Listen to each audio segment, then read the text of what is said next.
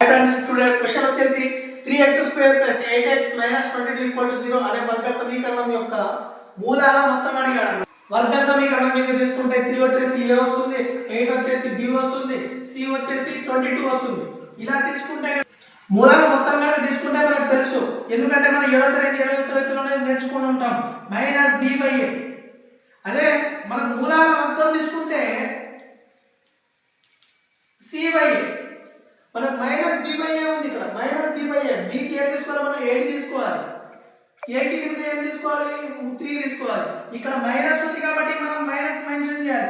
అదే నేను ఆన్సర్ ఎక్కడ ఉందంటే ఇక్కడ ఉంది, c కి తీసుకోవాలి మనం. ఇక్కడ మన పొరపాటులో మీరు ఎగ్జామ్ సెంటర్లో ఏం చేస్తారంటే ఈ 8/3 పెట్టేస్తారు, కాకపోతే ఇక్కడ మైనస్ ఉంది, ఇక్కడ మైనస్ ఉంది కాబట్టి మైనస్ తీసుకోవాలి.